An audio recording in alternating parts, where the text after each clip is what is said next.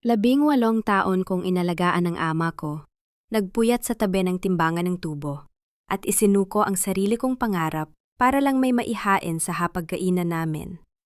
Pero ngayong malamang-malamang pa ang kabaong niya sa sala, ang kuya ko na naglaya sa Maynila, ang siyang naglabas ng papel na nagpapatunay na wala akong kahit isang dangkal na lupa rito. At ang masakit pa, tumangulang si Inang. Tumingin sa akin ng may pag-alipusta at sinabing, "Teresa, lumayas ka na rito. Wala kang karapatan. Isa ka lang namang pabigat na umasa sa amin." Tahimik ang buong kabahayan, maliban sa mahinang ugong ng bentilador at sa amoy ng kandis at insenso na kumakapit sa bawat sulok ng lumang silid. Nakasuot ako ng itim na damit na ilang ulit ko nang tinahi ang tasta sa laylayan, habang pinapanood ang mga kamag-anak naming naguundap sa paligid ng kabaong ni tatay. Para silang mga uwak na naghihintay ng tuklap sa huling naiwan ng bangkay. Si Ramon, ang panganay namin kapatid, na 18 taon ding hindi umuwi, kundi para lang manghingi ng pandagdag sa negosyo niya sa Maynila, ay nakatayo ngayon sa gitna ng sala. Suot niya ang makintab na sapatos na halos lumubog sa putik sa labas, at hawak ang isang kulay kape na folder na parang espada ng hukom. Hindi na natin kailangang patagalin pa ang lamay na ito para magkopyahan ng dokumento, sabi ni Ramon, malakas ang boses. Sinadya talagang marinig ng buong barangay na nag-aabang sa labas ng bintana. Nakanotaryo na ito 6 na taon pa ang nakararaan. Ibinenta na sa akin ni tatay ang buong lupa at ang bahay na ito bago pa man siya tuluyang na stroke. Parang may malamig na tubig na ibinuho sa ulo ko. Napatingin ako sa mukha ni tatay sa loob ng salamin ng kabaong. Ang mga kamay niyang gasgas at basag sa pag-aararo ng lupa ang nagluwal sa akin. At ang mga kamay ding yon ang hinawakan ko gabi-gabi habang pinapahiran ko ng langis ang namamagang binti niya. Sinabi niya sa akin noon, bago siya nawala ng ulirat, na ang lupang ito ang magiging saklolo ko kapag tumanda na ako. "Magsinungaling ka, Ramon?" Ang boses ko ay basag, pero matatag ng pumigla sa lalamunan ko. Walang alam si tatay sa ganyang bentahan. Ako ang kasama niya sa bawat araw. Ako ang pumirma sa mga resibo ng pataba at nag-atubili sa bangko para hindi mas angla ang titulo. Lumingon si Ramon sa akin. Ang mga mata ay may halong panlalait at pandidire. Sabay abot niya ng papel kay Inang, na nakaupo sa silyang tumba-tumba sa tabi ng altar. Si Inang, na buong buhay kong pinagsilbihan ng walang reklamo, ay dahan-dahang nag-angat ng muka. Ang mga matang kulubot ay walang bakas ng luha. Tuyo, malamig, at punong-puno ng galit na hindi ko kailanman naintindihan kung bakit sa akin nakatutok. "Huwag kang mag-inarte dito, Teresa," malamig na sabi ni Inang. Ang boses ay parang talim ng sundang na pilit bumaon sa dibdib ko. "Buhay ka lang naman dahil sa padala ng kuya mo paminsan-minsan at sa awa namin. Wala kang sariling ari-arian. Tinangkili ka lang namin dito bilang kasambahay. Na yung wala na ang ama mo, tapos na ang kontrata mo." Nawalan ako ng hininga.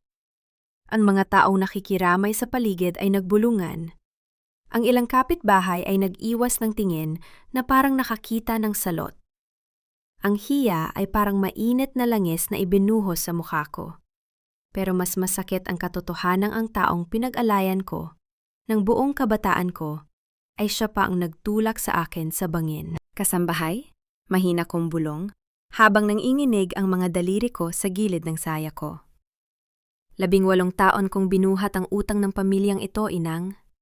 Ako ang nagpaligo kay tatay noong hindi na niya kayang tumayo. Nasaan si Ramon noon?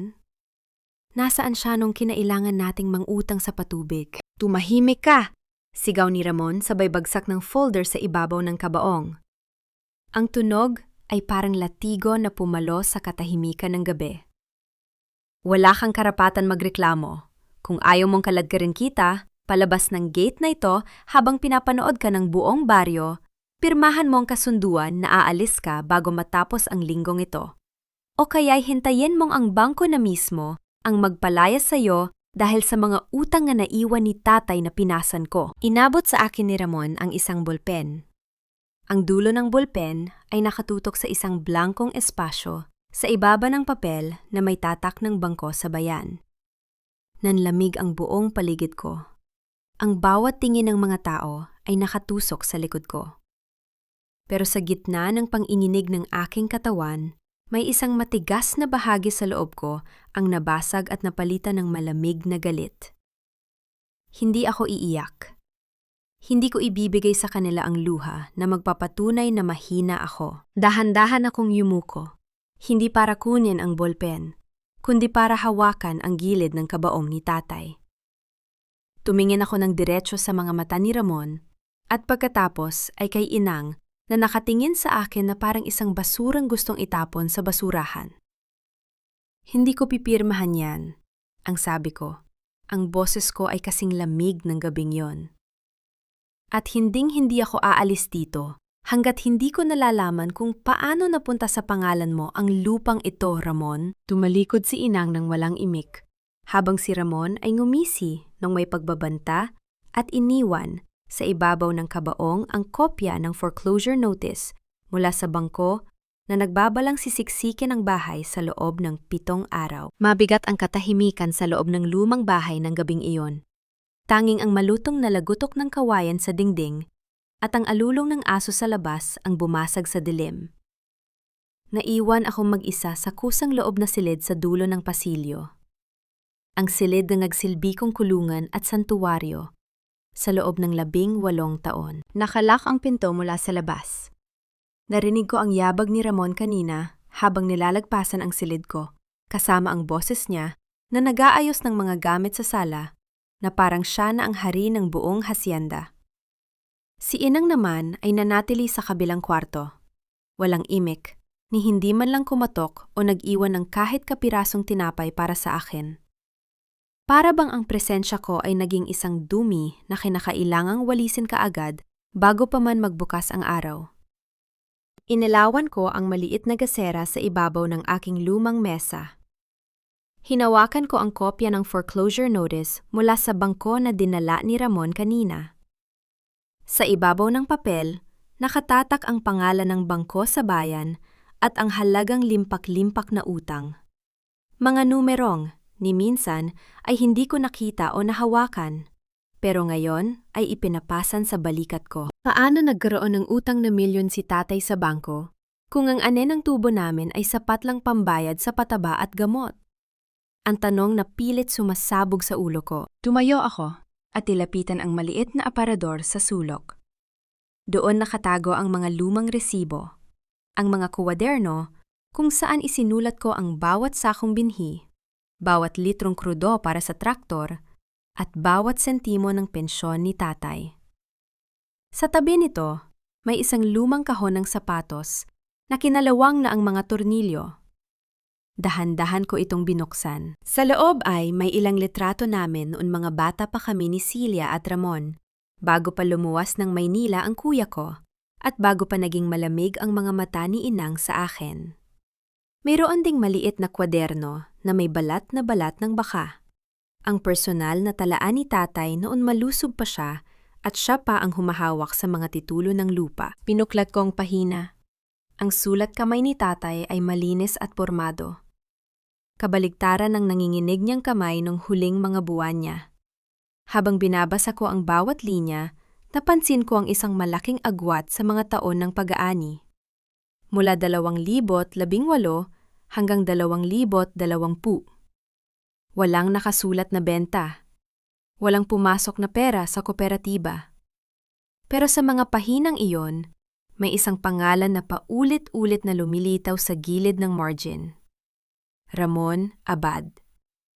Bakit nanghiram si Ramon ng titulo noon pa man? Bago ko pa masundan ang mga numero, narinig ko ang mabigat na yabag sa pasilyo. Bumukas ang pinto ng silid, hindi dahil kumatok sila, kundi dahil itinulak ito ng malakas ng paa ni Ramon. Nakasuot siya ng sando, may hawak na baso ng malamig na tubig, at nakangisi ng nakakaloko. Hindi ka pa natutulog, Teresa? Ang boses niya ay may bahid ng alak. Inaabangan mo bang magbago ang isip ko? Huwag kang umasa. Bukas na bukas pagkatapos ng libing ni tatay, darating ang mga tauhan ng munisipyo para ilista ang mga gamit na kailangan mong ilabas. Hindi ako kumilos. Nanatili akong nakatayo sa tabi ng mesa. Ang mga daliri ko ay nakahawak ng mahigpit sa gilid ng kwaderno ni tatay. Hindi sa akin ang mga utang na yan, Ramon. Alam mong si tatay ay hindi kailanman pumirma sa bangko nang walang konsultasyon sa akin. Ikaw ang nagdala ng mga papel na yon noong nakaraang taon, hindi ba? Napawi ang ngisi sa mukha ni Ramon. Lumapit siya ng mabilis.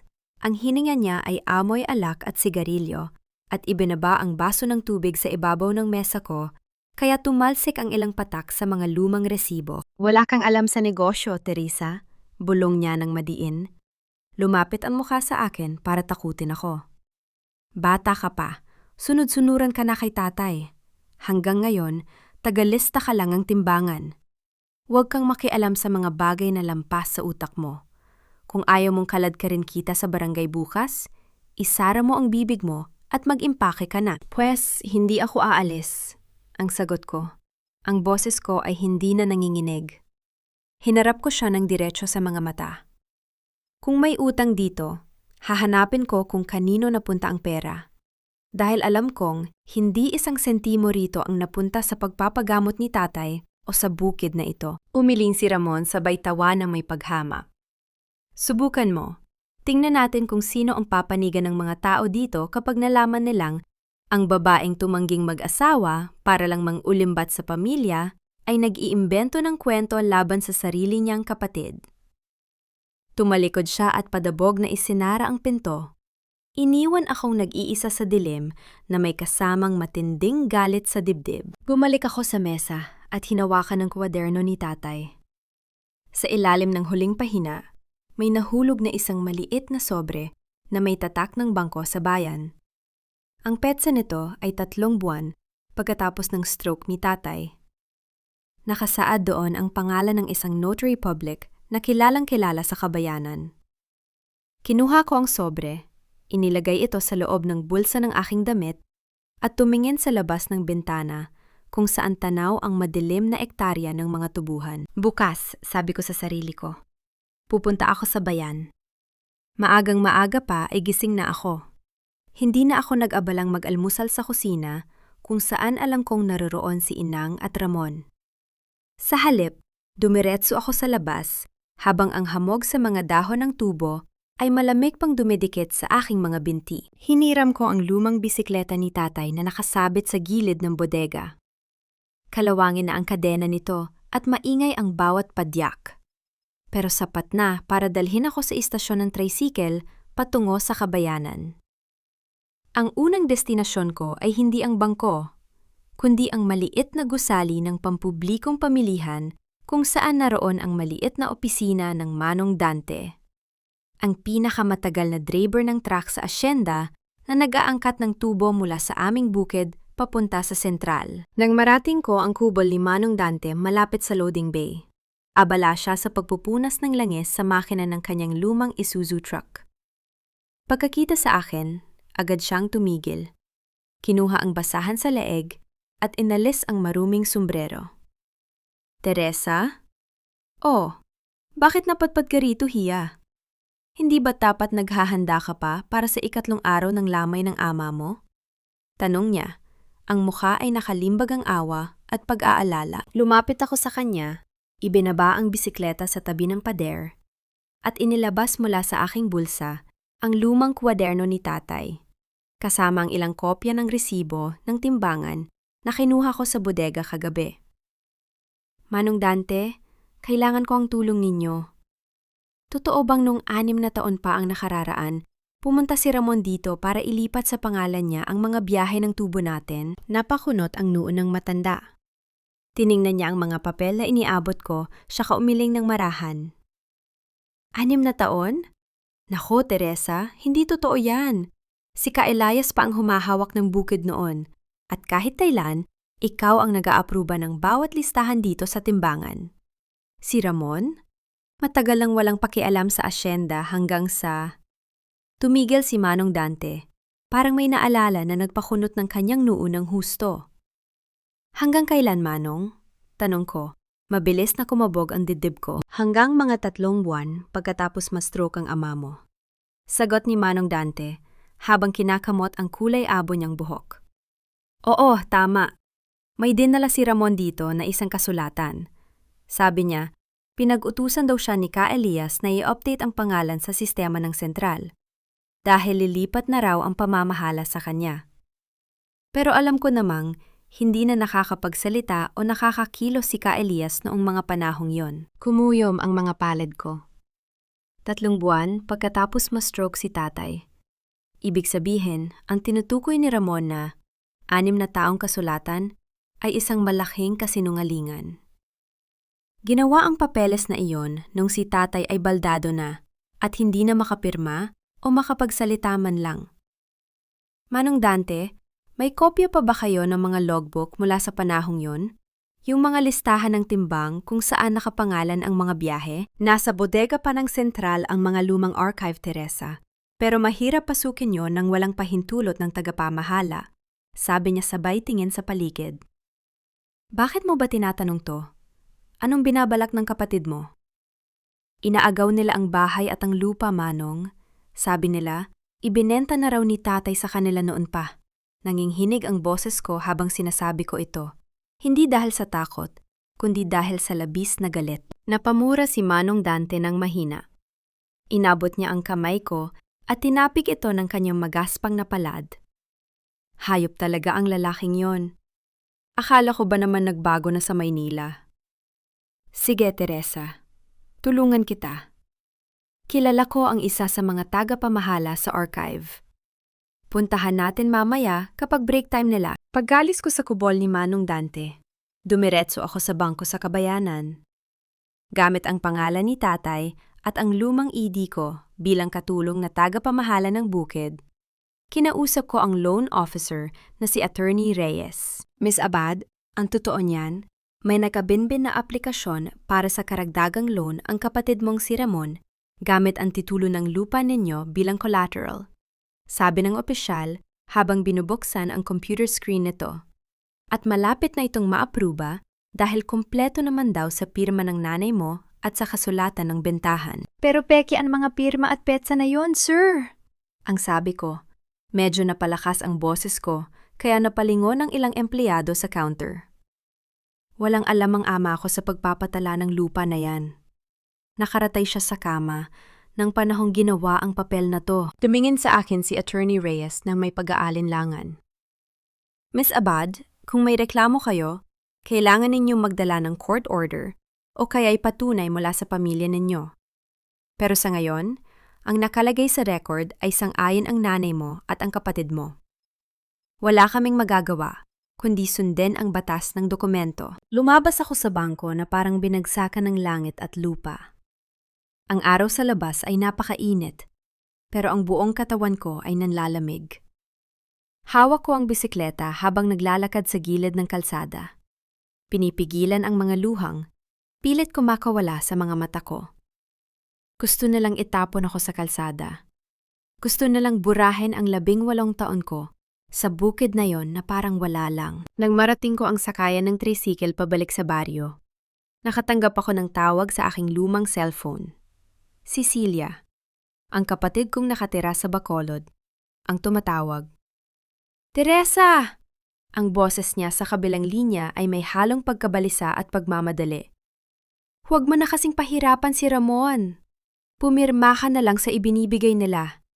Sabi ni Inang, bibigyan ka naman daw ng kaunting pera pambili ng tiket papuntang Maynila para makahanap ka ng trabaho bilang kasambahay doon. Napatigil ako sa gitna ng daan.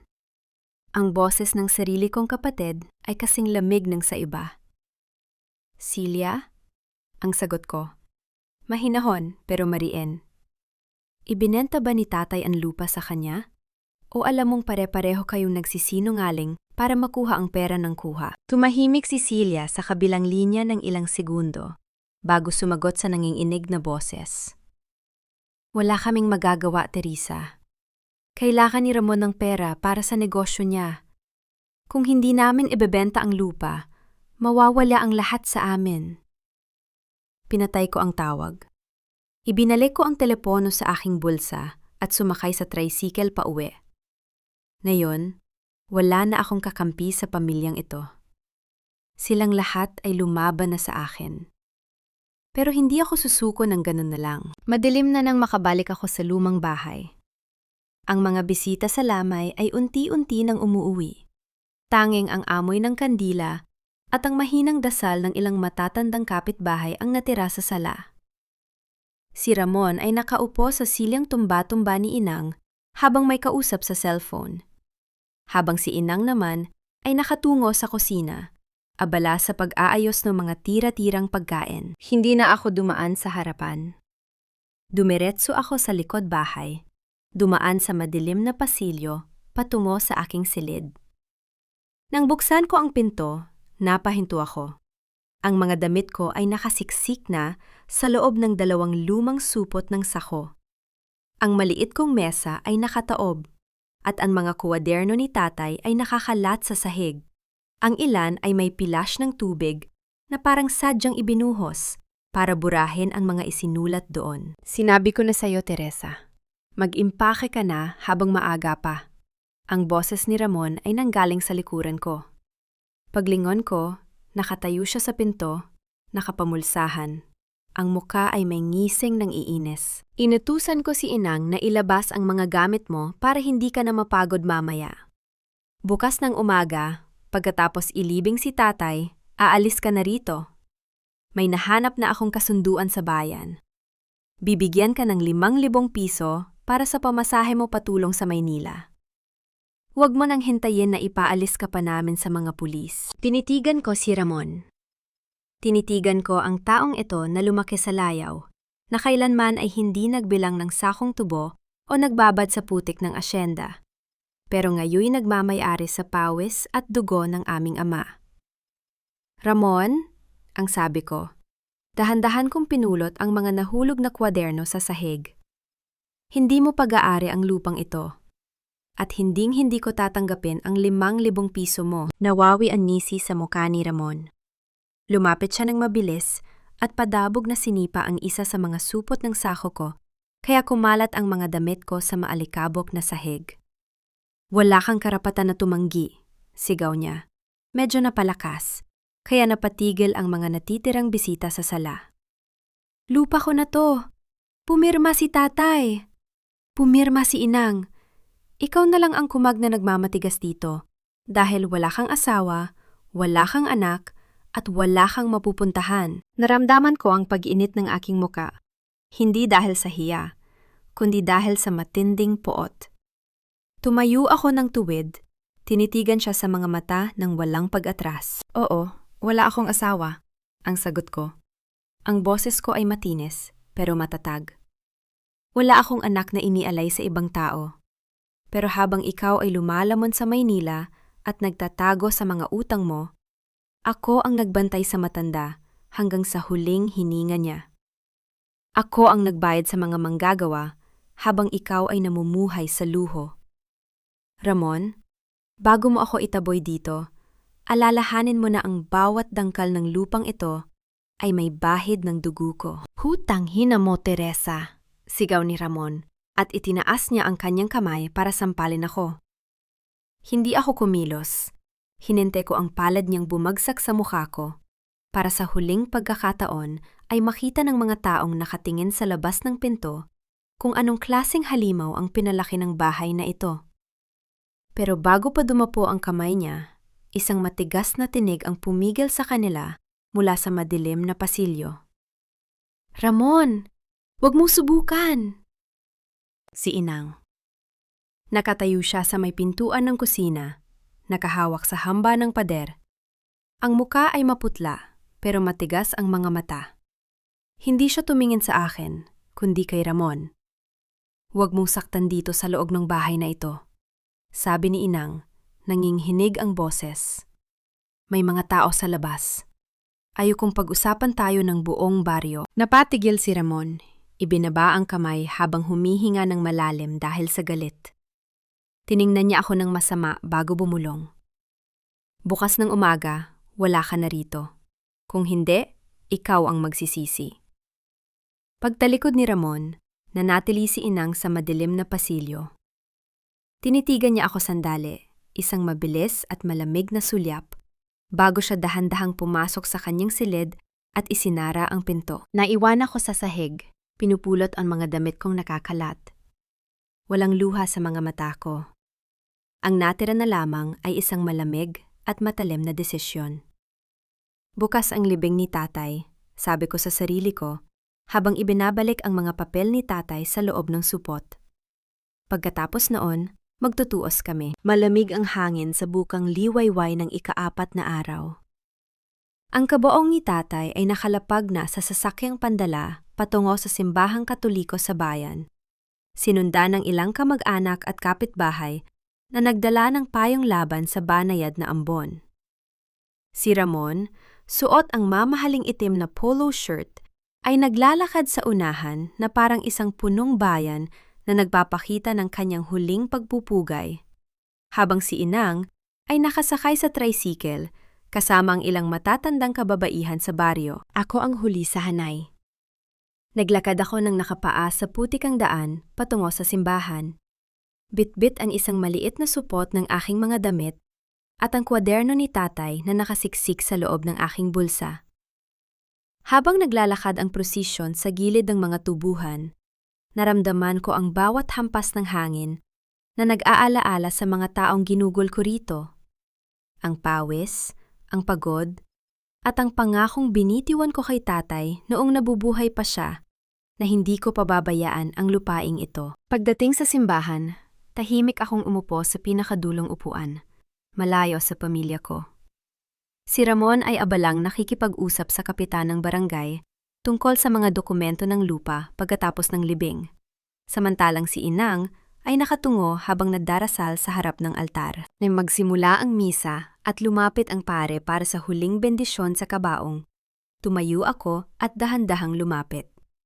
Habang ang lahat ay nakayuko para sa dasal na ama namin, dinukot ko sa aking bulsa ang maliit na sobre mula sa bangko na nakuha ko 2 araw na ang nakararaan. Ang kopya ng aplikasyon para sa karagdagang loan na pinirmahan ni Ramon gamit ang pekeng dokumento. Pagkatapos ng misa, habang ang kabaong ay inihahanda na para ibaba sa puntod sa sementeryo ng simbahan, lumapit ako kay Ramon habang abala siya sa pagbibigay ng utos sa mga nagbubuhat. Ramon, ang sabi ko, mahinahon pero malinaw. Lumingon siya. Ang mukha ay naiinis dahil sa ginawa kong pagsulpot sa gitna ng kanyang mga bisita. Ano na naman ang gusto mo, Teresa? Hindi ba pwedeng tapusin muna natin to bago ka mamulandit dyan? Tapusin na natin ngayon. Sabay abot ko sa sobre sa tapat ng kanyang dibdib. Tingnan mo muna ito bago mo ibaba si tatay sa lupa.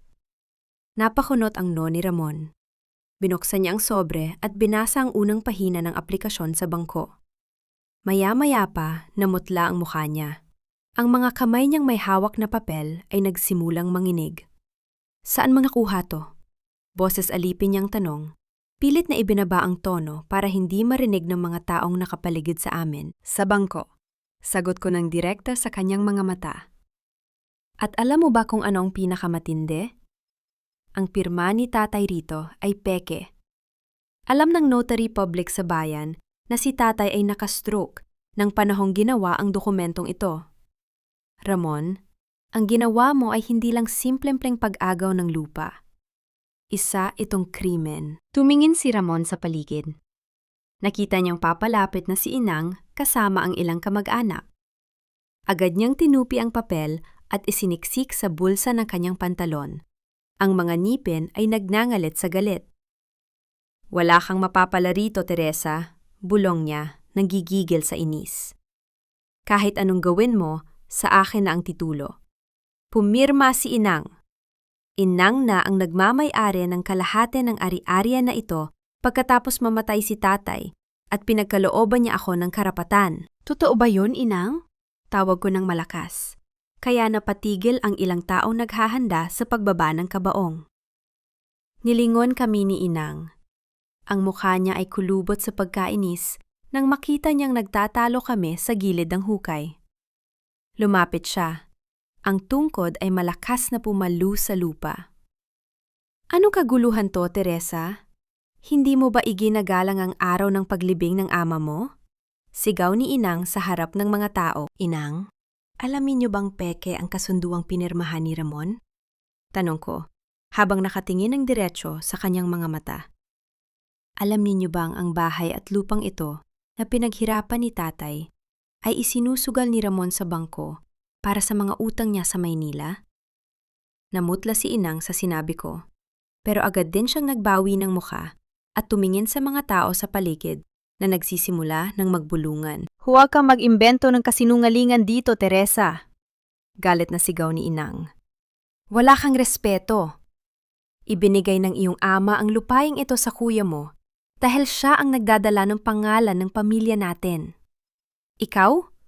Wala kang silbi, kundi ang mamuhay sa anino namin. Ang mga salitang iyon mula sa sarili kong ina ay parang latigo na humagupit sa buong katawan ko. Wala ng luha, wala ng kirot. Ang tangking natira ay ang malamig na katotohanan na sa pamilyang ito, ang babaeng walang asawa at walang pera ay walang karapatan magsalita ng katotohanan. Sige, ang sabi ko. Dahan-dahang umatras palayo sa hukay habang ibinaba ang supot ng aking mga gamit sa damuhan. Ipagpatuloy ninyo ang libing, pero tandaan ninyo ang araw na ito. Dahil ang lupang ibinebenta ninyo ngayon, ibabalik ko sa tamang lugar nito, kahit saang korte o munisipyo. Tumalikod ako at iniwan sila sa gitna ng sementeryo, habang ang kabaong ni tatay ay dahan-dahang ibinababa sa ilalim ng lupa. 3 araw pagkatapos ng libing, lumipat ako sa isang maliit na kubo sa gilid ng ngayon na pag-aari ng matandang si Manang Rosa, ang dating tagapagluto sa asyenda na pinalayas din ng pamilya namin noon pang panahon ng kabataan ko. Walang kuryente roon, tanging gasera at ang hangin mula sa mga bukid ang kasama ko sa gabi, pero hindi ako natulog ng payapa. Habang nakaupo ako sa lumang papag sa loob ng kubo, hawak ko ang kwaderno ni tatay at ang mga kopya ng resibo na nakuha ko mula kay Manong Dante sa sentral. Sa pamamagitan ng simpleng matematika sa lumang kalkulasyon ng timbang ng tubo, nalaman ko ang isang mas malaking katotohanan. Hindi lamang isang beses ng utang si Ramon gamit ang pangalan ni tatay. May mga nakatagong subsidyo mula sa kooperatiba ng mga magsasaka sa bayan na pumasok sa account ng asyenda noong panahong baldado na si tatay, pero kailanman ay hindi napunta sa pagpapagamot niya o sa mga manggagawa. Habang abala ako sa pagsusuri ng mga numero, narinig ko ang yabag sa labas ng kubo. Isang anino ang lumitaw sa maliit na bintana. Teresa! Cecilia. Nakatayo siya sa labas ng pinto, suot ang simpleng damit pambahay, may bitbit na maliit na supot ng tinapay. Nanginginig ang kanyang mga labi nang itulak niya ang sirang pinto at pumasok sa loob. Celia, anong ginagawa mo rito? Hindi ba't dapat nasa Bacolod ka na kasama ng pamilya mo? Tanong ko, hindiin ang aking boses habang inilalayo ang mga papel sa mesa. Lumapit si Celia, umupo sa gilid ng papag at nagsimulang umiyak. Hindi yon ang iyak ng pag-aartista, kundi ang iyak ng isang taong hiyang-hiya sa sarili. Teresa, pinapunta ako rito ni Inang. Nanginghinig niyang bulong habang pinupunasan ang kanyang mga luha gamit ang laylayan ng kanyang damit. Galit na galit si Ramon dahil nalaman niyang kinuha mo ang kopya ng aplikasyon sa bangko. Sabi niya, kung hindi kita mapipilit na itigil ang ginagawa mo, ipapakulong ka niya sa salang pagnanakaw ng dokumento. Pagnanakaw? Napatayo ako sa galit. Sa akin nakapangalan ang bawat taon ng pag-alaga kay tatay. Ako ang nag-ingat sa mga papel na yan, habang kayo ay lumalamon sa ginhawa sa Maynila at Bacolod. Celia, sabihin mo sa akin ang totoo. Alam mo ba ang tungkol sa peking kasunduan ni Ramon? Yumuko si Celia, hindi makatingin sa mga mata ko. Ang kanyang mga balikat ay nanginginig sa pag-iyak. Alam ko. Bulong niya na halos hindi ko marinig. Noong taong namatay si tatay, pumunta rito si Ramon. Sabi niya, kung hindi ko siya tutulungan na ipapirma kay Inang ang kasulatan ng bentahan, ipapaalam niya sa asawa ko ang mga utang ko sa sabungan. Teresa, natakot ako. Kaya pumayag akong tumahimik. Tinitigan ko ang kapatid ko. Ang babaeng ito na kasama kong lumaki sa parehong silid. Na pinag-alayan ko rin ng ilang taon noong nag-aaral pa siya sa kolehiyo, ay nagbenta sa akin para lang iligtas ang sarili sa kahihiyan. At si Inang? Tanong ko, malamig ang boses. Alam ba ni Inang na peke ang pirma ni tatay? Alam niya, sagot ni Celia habang humihikbi. Nung una, tumanggi si Inang. Pero sinabi ni Ramon na kapag hindi na ilipat sa kanya ang lupa, ibinebenta ito ng bangko at mapapalaya silang dalawa sa malaking bahay. Pinili ni Inang na protektahan si Ramon kaysa sayo. Dahil para sa kanya, si Ramon ang nagtataglay ng pangalan ng pamilya natin. Parang may malamig na pako na bumaon sa dibdib ko. Kahit alam ko na ang sagot, ang marinig ito mismo sa bibig ng kapatid ko ay parang isa pang saksak sa likod. Umuwi ka na, Celia, ang sabi ko, dahan-dahang tumalikod sa kanya at hinarap ang bintana. Wala na akong pamilya rito. Ang natitira na lang sa akin ay ang katarungan para sa ama ko. Teresa, please, itigil mo na to, pakiusap ni Celia habang hinahawakan ang braso ko. Hindi mo kayang kalabanin si Ramon. May mga koneksyon siya sa munisipyo. Mawawalan ka lang ng tirahan. Baka pati ang trabaho mo sa Central ay mawala. Hayaan mo silang tanggalin ako sa trabaho. Sabay lingon ko sa kanya. Ang mga mata ko ay seryoso at walang takot. Pero hinding-hindi ko hahayaan na ang pawis ni tatay ay mapunta lamang sa alak at sugal ng kuya mo. Sabihin mo kay Ramon na maghanda na siya. Tumalikod si Celia at tumakbo palabas ng kubo. Umiiyak habang tinatahak ang madilim na daan pabalik sa bayan. Naiwan akong mag-isa sa dilim. Kinuha ko ang kwaderno ni tatay. Binuklat ito sa pahina kung saan nakasulat ang huling habilin niya bago siya mawalan ng malay. Huwag mo pababayaan ang lupa, Teresa. Ito ang ating dangal. Hinalikan ko ang lumang papel na iyon. Tumayo ako, kinuha ang supot ng mga ebidensya at lumabas ng kubo sa ilalim ng nagniningning na mga bituin. Bukas na bukas, hindi na ako basta magtatago sa sulok. Ako na ang lalapit sa kanila. Umaga na nang marating ko ang gusali ng kooperatiba ng mga magsasaka sa kabayanan. Malayo ito sa ingay ng pampublikong pamilihan. Tahimik at seryoso ang paligid, puno ng mga matatandang opisyal na nakasuot ng barong at formal na damit. Ang kooperatiba na ito ang nag-aapruba ng bawat subsidyong pinansyal para sa mga magsasaka sa buong reyon ng Negros Occidental. At dito rin nakarehistro ang tunay na titulo ng lupa ng pamilya namin bago pa man ito ilipat sa bangko. Pagpasok ko sa pintuan ng tanggapan ng Tagapangulo, hinarangan ako ng isang batang sekretarya na nakasuot ng salamin sa mata. Pasensya na po, miss, pero kailangan po ng appointment para makausap si Chairman Don Eduardo. May meeting po siya ngayon sa mga miyembro ng board. Malamig na sabi ng babae nang makita ang simple kong kasuotan, ang lumang blusa at tsinelas na may bahid pa ng putik mula sa kubo ni Manang Rosa. Sabihin mo sa kanya na narito si Teresa Abad, ang anak ng yumaong ka Elias Abad, ang sabi ko. Ang boses ko ay hindi nagpapakita ng pag-aalinlangan. May kinalaman ito sa orihinal na kasunduan ng lupa ng aming pamilya at sa kooperatiba. Napakunot ang noon ng sekretarya. Pero nang makita niya ang katigasan ng mukha ko, pumasok siya sa loob ng opisina ng Tagapangulo. Makalipas ang ilang minuto, bumukas muli ang pinto at lumabas ang isang matandang lalaki na may puting buhok at mabigat na tikas. Si Don Eduardo, ang matalik na kaibigan ni tatay noong nabubuhay pa siya. Teresa? Tanong ni Don Eduardo, bahaging nanlalaki ang mga mata habang pinagmamasdan ako. Anong ginagawa mo rito, Hiya? Hindi ba't kararating lang ng libing ng ama mo? Chairman, kailangan ko ang tulong ninyo.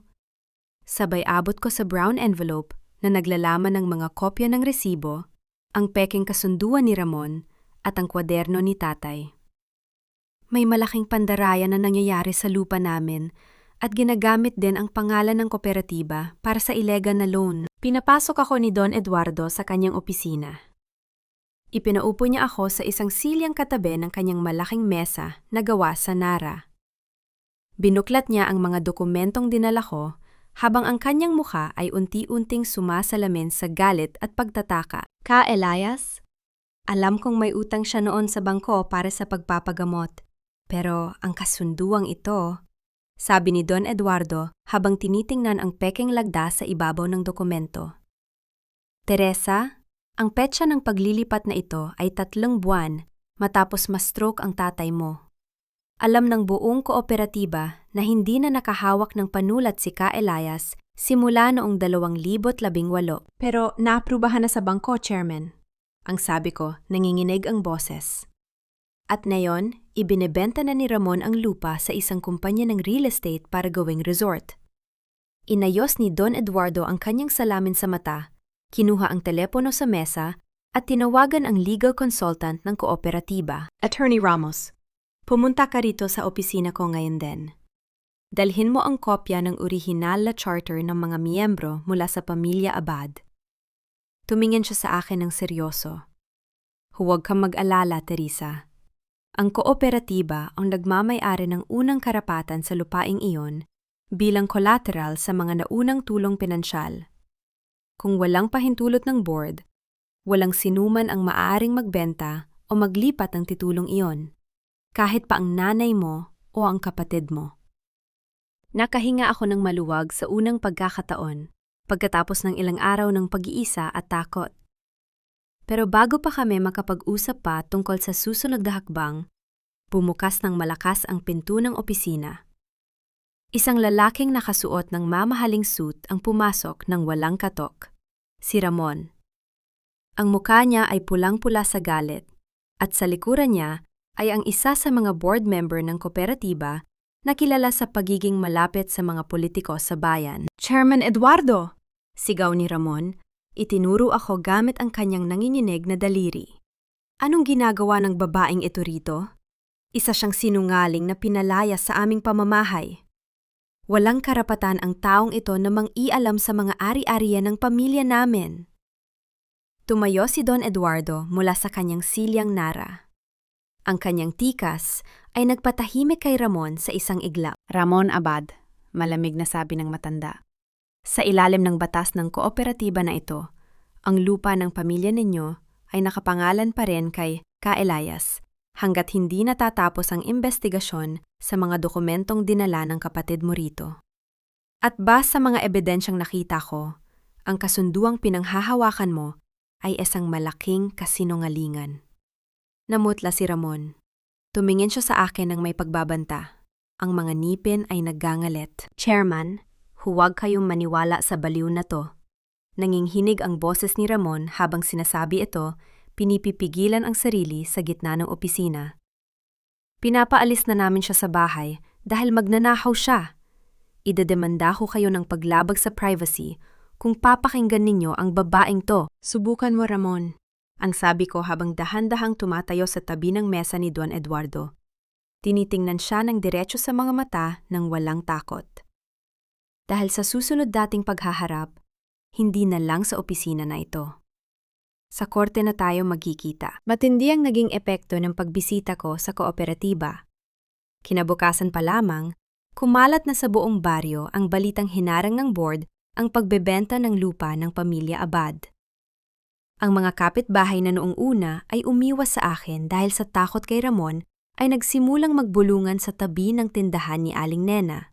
Ang ilan ay nagtataka kung paano nakalaban ang isang kasambahay tulad ko sa sarili niyang pamilya. Bandang hapon, habang nag-aayos ako ng mga lumang dokumento sa kubo ni Manang Rosa, narinig ko ang pamilyar na tunog ng isang mamahaling sasakyan na pumarada sa makitid na daan sa labas. Isang itim na SUV ang huminto at bumaba si Inang kasama si Ramon. Hindi na nakasuot ng pormal na damit si Ramon. Gusot-gusot ang polo niya at ang mukha ay pawisan at gulong-gulo. Si Inang naman ay nakahawak sa braso ng anak niya. Ang mga mata ay may halong galit at pagod, habang tinatahak nila ang putikang daan papunta sa maliit na kubo. Pag-akyat nila sa sirang hagdan, itinulak ni Ramon ang pinto ng malakas, kaya halos matanggal ito sa hamba. "Teresa, anong kahitangalan ba ang pinagagawa mo?" Sigaw niya sabay hambal sa mesa ng ilang papel na hawak niya. "Pumunta ka sa kooperatiba para ipahiya ako sa mga opisyal? Alam mo ba kung magkano ang nawala sa akin dahil sa ginawa mo? Sinira mo ang kasunduan sa real estate developer." Hindi ako tumayo sa upuan ko. Hinawakan ko ang isang lumang panulat habang tinitigan ko silang dalawa ng may kalmado at malamig na muka. "Hindi ko sinira ang kasunduan mo, Ramon," ang sabi ko. "Pinigilan ko lang kayong magnakaw sa patay." "Hayop ka!" isinigaw ni Ramon, at akmang susugod para syaktan ako. Pero mabilis siyang hinawakan sa braso ni Inang. "Ramon, huwag!" ani Inang, bago ibinaling ang matanda at nanginginig na mukha sa akin. Tinitigan niya ako ng malalim. Ang mga mata ay puno ng hinanakit. "Teresa, anong klaseng anak ka? Bakit mo pinapahirapan ang sarili mong pamilya? Ibinigay na sa amin ng ama mo ang karapatan. Bakit ayaw mo pang tumahimik at umalis ng may kaunting dangal?" Tumayo ako mula sa upuan.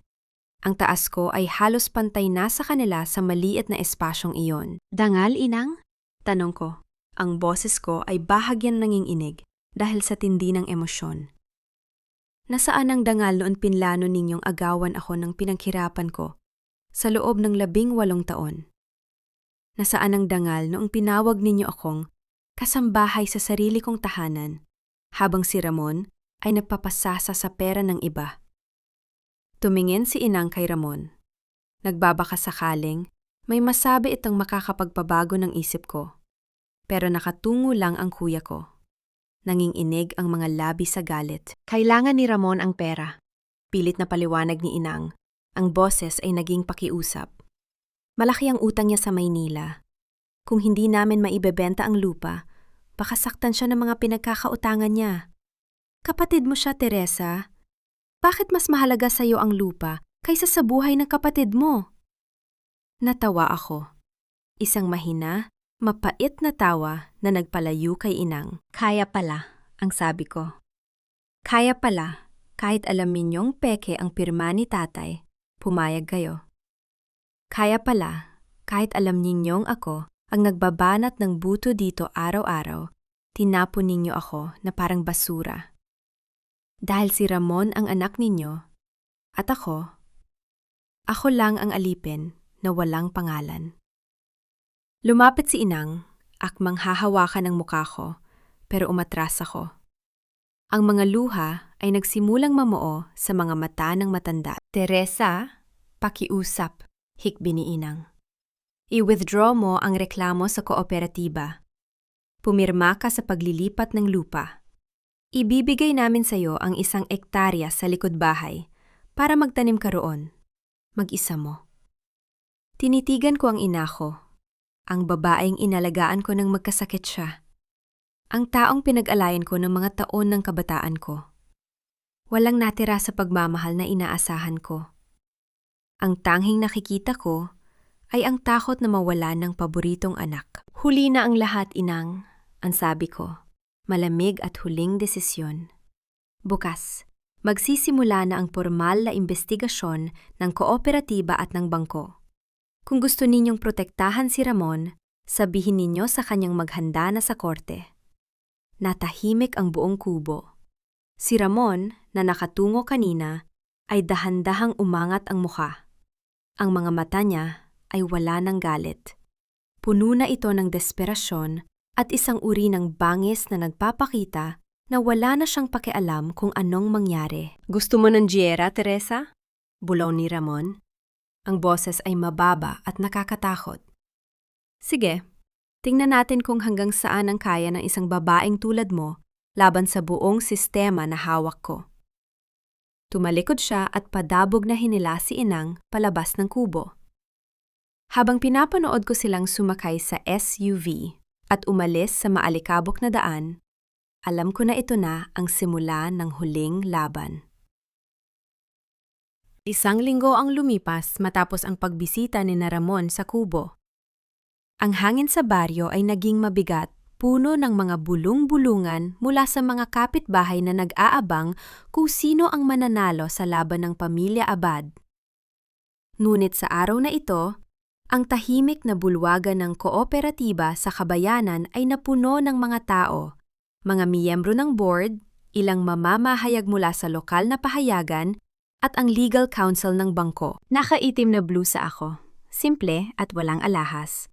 Pero tuwid ang pagkakaupo sa mahabang mesa sa harap ng bulwagan.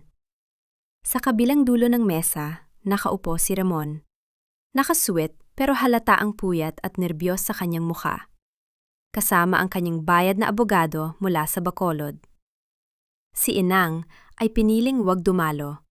Nanatili siya sa bahay, natatakot sa maaaring kahinatnan ng kanyang paboritong anak. Si Don Eduardo ang namuno sa pagdinig.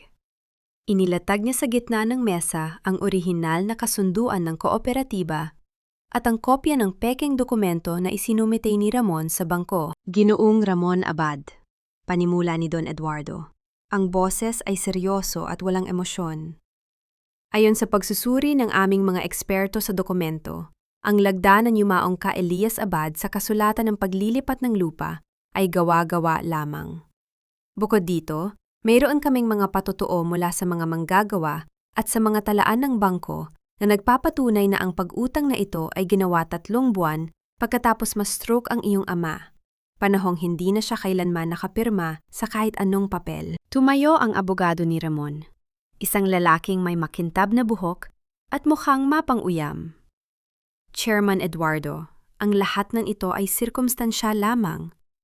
Mayroon kaming opisyal na titulo na may tatak ng notary public sa bayan. Kung may kwestiyon sa kalusugan ng yumaong si Ka Elias, dapat ay noon pa nila ito kinuwestiyon, hindi ngayong naisalin na ang ari-arian sa kliyente ko. Mumiti ako ng mahina. Tumayo ako mula sa aking silyang kawayan, kinuha ang maliit na USB drive at ang kwaderno ni tatay, at inilagay ito sa tapat ng mikroponyo. Hindi ko na kailangang questionin ang kalusugan ni tatay, attorney, ang sabi ko. Ang boses ko ay malinaw na umalingaw sa buong bulwagan. Dahil ang notary public na nagnotaryo sa dokumentong yon ay sarili kong pinuntahan kahapon, kasama ang mga investigador mula sa munisipyo. Napalingon si Ramon kay attorney. Ang mukha niya ay namutla na parang papel. At anong sinabi ng notary public? Tanong ni Don Eduardo, nakatingin sa akin ng may paghanga. Inilagay ko sa screen sa harap ang isang digital na video recording. Sa screen ay lumitaw ang mukha ng matandang notaryo sa bayan, nanginghinig na umaamin na pinilit siya ni Ramon at binigyan ng malaking halaga para inotaryo ang kasulatan kahit wala si Ka Elias at kahit alam niyang baldado na ang matanda. Kasama rin sa ebidensya ang audio recording ng usapan nila sa telepono. At hindi lang yan. Patuloy ko habang inilalabas ang mga resibo mula sa timbangan ng sentral. Si Ramon ay hindi lamang gumamit ng peking pirma.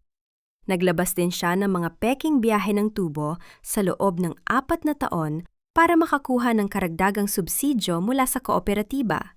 Mga pondo na hindi kailanman napunta sa lupa, kundi sa kanyang mga personal na utang sa Maynila. Tahimik ang buong bulwagan.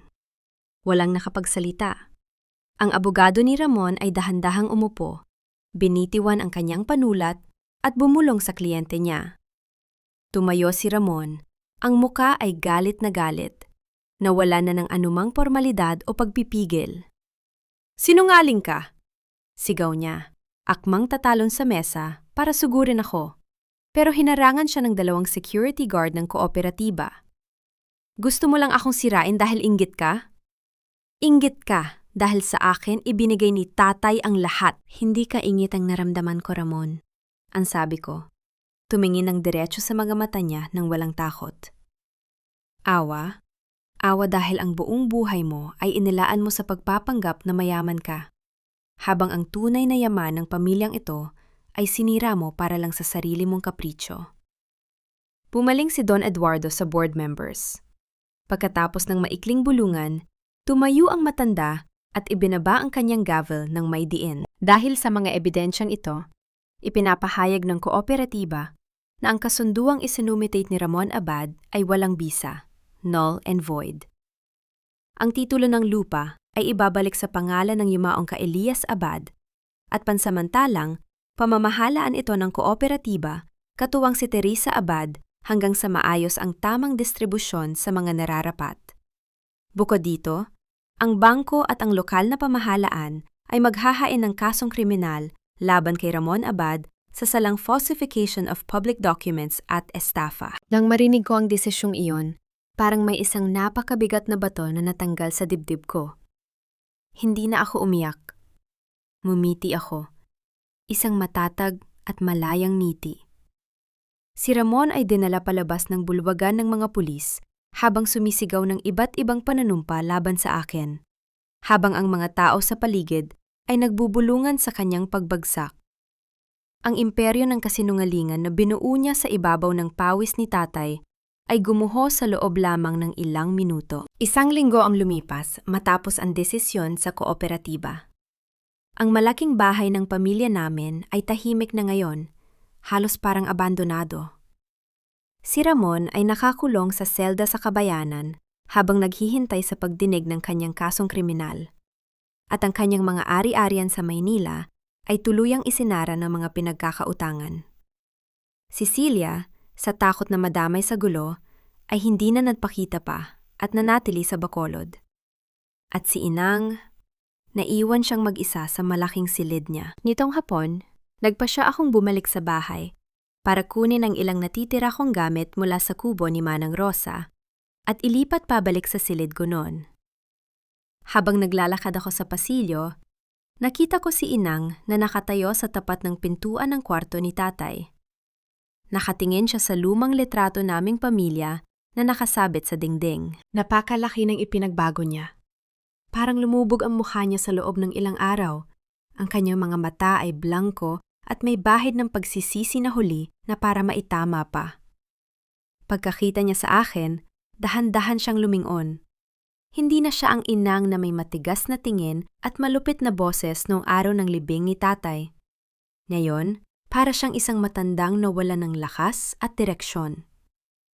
Teresa, ang boses niya ay mahina, halos pabulong. Umuwi ka na pala. Tumigil ako sa ilang hakbang ang layo mula sa kanya. Kinuha ko lang ang mga gamit ko, Inang. Babalik na ako sa pag-asikaso sa bukid bukas. Lumapit si Inang nang may pag-iingat. Ang kanyang kamay ay nanginginig habang nakahawak sa hamba ng pader. Si Ramon, totoo bang hindi na siya makakalabas? Kinuha niya ang sarili niyang kulungan, Inang.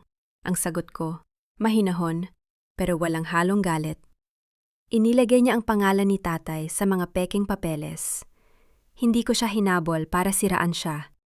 Hinabol ko lang ang katarungan para sa aming dalawa ni tatay.